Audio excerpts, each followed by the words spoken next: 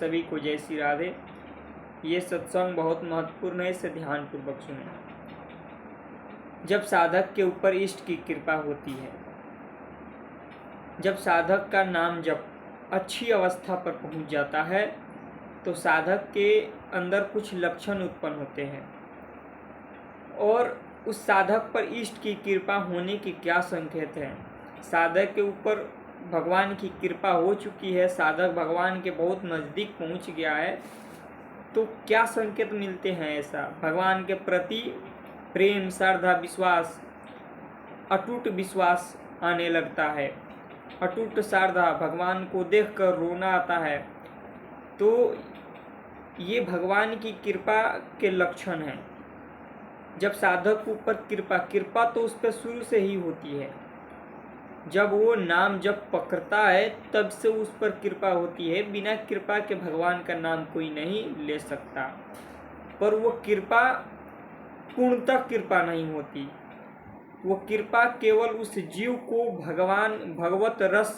भगवत नाम रस का पान कराने के लिए, रस देने के लिए नाम का वो कृपा घसीटती है कि जीव को इस मन रूपी बलवान शत्रु है, इस संसार में हमें आवागमन के चक्कर में ये डाल रहा है। व्यक्ति वस्तु स्थान में कभी ले जा रहा है, कभी भोगों में ले जा रहा है, कभी नाना प्रकार के पदार्थों में ले जा रहा है। तो भगवान देखते हैं कि ये जीव अपने शक्ति से, अपने बल से कभी भी मेरे तरफ नहीं बढ़ेगा, मेरी ओर नहीं चल पाएगा। तो कृपा करके कृपा बरसाते हैं उस जीव के ऊपर।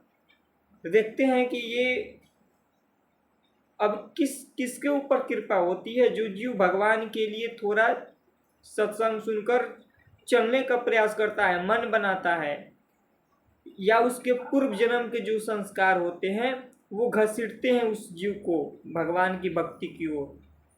तो वो कृपा क्या करती है? उस जीव को भगवान के नाम की ओर घसीटती है। सब कोई भगवान का नाम नहीं ले सकता। सब कोई भगवान को जानते हुए, भगवान के नाम की शक्ति जानते हुए भगवान का नाम नहीं ले सकता। क्यों नहीं ले सकता? क्योंकि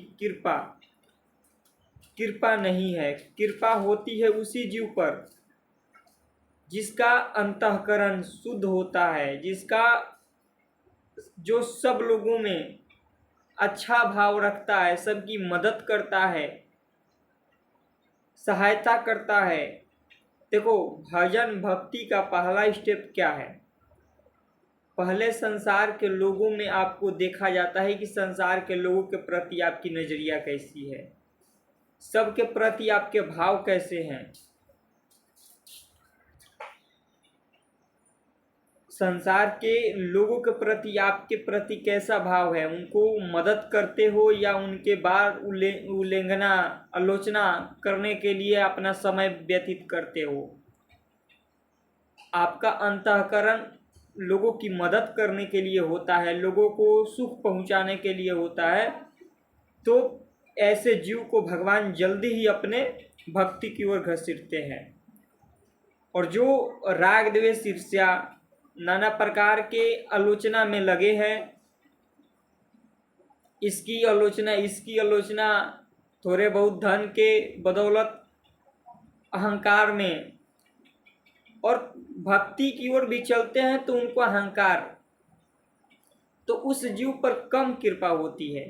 पर ऐसे जीव पर ज़्यादा कृपा होती है जो हर जीवों को मदद करने के लिए आगे होता है। उसके पास कुछ भी नहीं है, फिर भी वो जीवों की मदद करने के लिए आगे होता है। हर जीवों को मदद के भाव रखता है। किसी भी व्यक्ति, वस्तु, पशु, पक्षी को देखता है कष्ट में तो उसके अंदर एक अजीब सा तर्पण पैदा होता है। लगता है कि मैं इसकी हेल्प कर सकता, मेरे पास अगर होता है ऐसा तो मैं इस जीव का हेल्प करता। तो ऐसे जीव को भक्ति जल्दी मिलती है और वो भक्ति में जल्दी चलता है। सब पर भगवान की कृपा नहीं होती, विशेष पर कृपा होती है। वो कृपा पात्र ही भगवान का नाम लेते हैं, और भगवान का नाम जो लेता है उसके अनंत जन्म के पापों को नाश कर देता है भगवान का नाम, चाहे कैसे भी ले वो। वो अश्रद्धा से ले या श्रद्धा से ले, कैसे भी ले, भगवान का नाम मुक्त कर देता है। पर यहाँ ये है कि जो निरंतरता है वो निरंतरता इसलिए है कि हमारा मन बार बार कोई भी संकल्प कर लेता है, भोगों का, व्यक्ति का, स्थान का, वस्तु का। ये बार बार संकल्प करके हमें संसार की ओर ले जाता है। इसलिए निरंतरता नाम जप का है। जो नाम जप निरंतरता करते जाता है वो भगवान की कृपा की ओर और बढ़ जाता है। और भगवान की कृपा क्या करती है? जो निरंतर प्रयास करने लगता है नाम का, मन को देखता है कि मन हमारा ये संसार में जा रहा है, मन ये हमारे विषय में फंसा रहा है, और वो रोता है, छटपटाता है कि मैं ऐसा ना करूं, मैं नाम जप करूंगा। उसका हृदय जलता है, वो पश्चाताप करता है, सत्संग सुनता है, फिर उसके अंदर पश्चाताप होता है कि मैं ऐसा क्यों किया, और फिर नाम जप करने लग जाता है। तो वो क्या होता है? उसके पाप क्षय होते हैं, उसका मन पवित्र होने लगता है। जो पश्चाताप होता है वो पश्चाताप की अग्नि में वो उसका मन पवित्र होता है कि मुझसे ऐसा क्यों हो गया, आगे से नहीं होगा, मैं नाम जप करूंगा, नाम जप नहीं छोड़ूंगा। नाम जप से सुना हूँ कि नाम जप से सब कुछ हो जाता है, तो नाम जप मैं नहीं छोड़ूंगा और नाम जप करता रहूंगा। इसी से हमारा मन पवित्र हो जाएगा, अंतःकरण पवित्र हो जाएगा, और जो मैं नहीं करना चाहता वो हमारा नाम जप हमें छुड़वा देगा।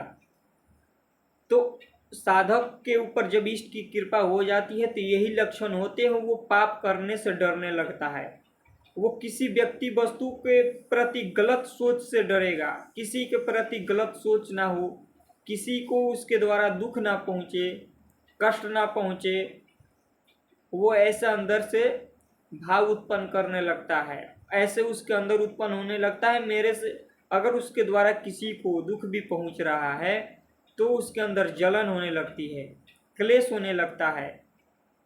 फिर वो सत्संग सुनता है, नाम जप करने लगता है, तो फिर सुनता है कि ये मन बार बार ऐसे करवाता है, तो हमें अपने मन पर, अपने गुस्से पर, अपने इंद्रियों पर नाम जप की शक्ति से कंट्रोल करना है। हमारे अंदर इस पे कंट्रोल करने की क्षमता नहीं है, पर नाम जप हमें वो शक्ति प्रदान कर देगा जिससे हम ये सब कंट्रोल कर पाएंगे। हमें निरंतरता इस जीव से नाम जप करते रहना है। नाम जप जैसे जैसे हम करते जाएंगे वैसे वैसे हमारा मन, बुद्धि, चित्त और भगवान की ओर लगा रहेगा। भगवान की कृपा प्राप्त होगी तो भगवान का सत्संग प्रिय होने लगेगा, भगवान का दृश्य अच्छा लगेगा, भगवान की मूर्ति अच्छा लगेगी, उनके प्रति बैठना, उनके मंदिर में जाना और ऐसे संतों का संग बहुत प्रिय लगने लगेगा। जब भगवान की विशेष कृपा उत्पन्न होती है, उसको संसार के व्यक्ति, वस्तु, स्थान से बहुत दूरी होने लगती है, उसे भक्तों का संग प्रिय लगने लगता है। ये सबसे विशेष कृपा होती है। और जब ऐसा कृपा उत्पन्न हो जाता है तो वो जीव भगवान के बहुत नज़दीक पहुंच जाता है। उसके अंदर राग, द्वेष, ईर्ष्या की भावना बहुत कम हो जाती है। शुरू में रहती है, जैसे जैसे वो नाम जप करते चला जाएगा उसके अंदर राग, द्वेष, ईर्ष्या की भावना बहुत कम हो जाती है। तो निरंतरता पूर्वक नाम जप करना अति आवश्यक है। ज़्यादा से ज़्यादा नाम जप करें, और जिह्वा से पहले तो बैखरी वाणी, फिर पश्यंती, फिर परा, फिर बैखरी वाणी बोल बोलकर, पश्यंती जो अंदर अंदर चलता है, तो पहले हम इससे बहुत अभ्यास करें। हमारा मुंह हरदम खाली रहता है किसी की निंदा चुगली करने में, तो हम ऐसा समय ना दें कि ये किसी की निंदा चुगली करे, क्योंकि ये करेगा तो हमें जलन होगा, हमें क्लेश होगा। इसलिए हमें ज़्यादा से ज़्यादा इसको नाम का रटन करवाना है। इस आँख से भगवान का नाम जप सत्संग को दिखवाना है, कान से, सर्वानेंद्री से भगवान का सत्संग सुनना है, भगवान का चर्चा सुनना है। ये जितने इससे हम सुनेंगे उतने ये पवित्र होते चला जाएगा। कान से हम सुन रहे हैं तो हमारा अंदर का पवित्र हो रहा है मन, हृदय। आँख से देख रहे हैं तो आँख पवित्र हो रहा है, मुंह से बोल रहे हैं तो मुंह पवित्र हो रहा है। तो इसे अगर हम संसार में लगाते हैं तो यही हमें क्लेश देता है, दुख देता है। कान से किसी की निंदा चुगली इधर उधर की बातों को सुनते हैं तो वो हमारे अंदर बैठता है। आँख से देखते हैं तो वो हमारे अंदर आता है। किसी के कोई गलत चीज़ देखे, कोई गलत वस्तु व्यक्ति मुंह से किसी के प्रति गलत बोल रहे हैं तो हमारे अंदर आ रहा है उसका दुर्गुण दुराचार। इसलिए हमें भगवान का चर्चा, भगवान की भक्ति, सत्संग आँख से देखना है, कान से सुनना है, मुंह से बोलना है, हर तरफ से अपने आप को भगवान में लगाए रखना है। तो आप जल्दी से जल्दी भगवान के नज़दीक पहुँचोगे, भगवान का कृपा प्राप्त हो जाएगा और आपके अंदर एक भक्ति महारानी का प्रताप उत्पन्न हो जाएगा। जैसे भक्ति महारानी का प्रताप उत्पन्न हुआ फिर आपको ये संसार का बंधन छूट जाता है, आप बहुत ऊंचाई पर चले जाते हो। फिर मिलता अगले वीडियो में। जय श्री राम।